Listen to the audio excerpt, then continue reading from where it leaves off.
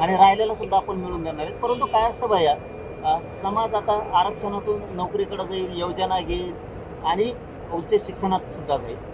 परंतु आपल्याला आता समाजाला, बाकीच्या पोरांना सुद्धा व्यवसायाकडे वळवणं गरजेचं आहे. समाज मोठा करायचा म्हणजे नेमकं काय, तर त्याच्यासाठी आपण झिजावं लागतं. त्यांना वेगळे वेगळे व्यवसायाचं ज्ञान द्यायचं. आता मी मुंबईत त्याच्यासाठी आलो आहे की ते व्यवसाय एकत्र आले आणि त्यांनी कसं यशस्वी झाले, ते कसे व्यवसाय त्यांनी केला, आपण ते आपल्या ग्रामीण भागातल्या लोकांना सांगून त्यांना व्यवसायाकडे वळायचं आम्ही ठरवलं. जवळपास 1 कोटीच्या आसपास समाज एकत्र करू मराठा 4-5 हजार तरी लोक व्यवसायाकडे लावायचा सांगता उद्देश. मराठा आरक्षण साठी तुम्ही यावेळी ठिकाणी लढा दिला, त्यावेळी काही मागण्या अपूर्ण राहिल्या होत्या, वेळ मागितला होता सरकारने. काय झालंय, कुठपर्यंत आल्या गोष्टी?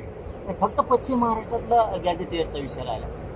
त्यांचं आपल्याला GR घ्यायचं. त्यांनी सांगितलं होतं की आम्ही अहवाल बनवतो पक्का, म्हणजे पुन्हा ताण नको, इकडं उडालं तिकडं उडालं किंवा अनेक अडचणी आले तर ती काही ठेवायचं नाही आहे. आता आमचा 58 लाख नोंदी निघालेल्या आहे, त्याच्यात 2-2.5 कोटी मराठा आरक्षण निघालं. मराठवाड्यातला हैदराबाद गॅझेटियरचा GR काढला, मराठा समाज मराठवाड्यातला पण गेला. आता पश्चिम महाराष्ट्रात झालं, गेला 100% मराठा समाज आरक्षणात. आता फक्त व्यवसाय काढण्याची यासाठी माझी तळमळ. आपण बघतोय की आता सध्या महाराष्ट्रामध्ये स्थानिक स्वराज्य संस्थांच्या निवडणुका सध्या लागल्या आहे. येत्या काळात देखील मोठ्या प्रमाणात निवडणुका लागतील. मराठा समाज मतदार म्हणून निर्णायक राहिलेला आहे, काय आवाहन कराल?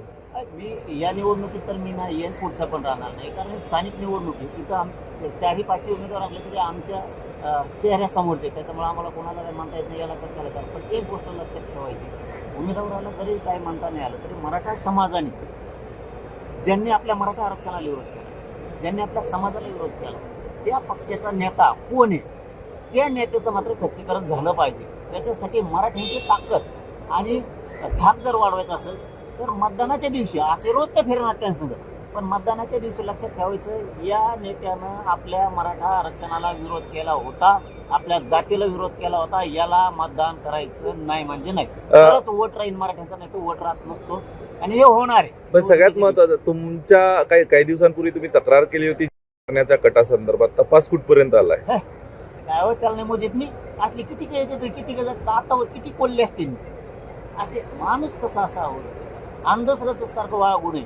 लिंबू देईन, कुठं मिरच्या देईल, मग ते धूर लावीनं, त्याने असे गोळ्या चारीनं, औषध चारीनं, घातपात करीनं असले नाही. तू काय घातपात करणार मग?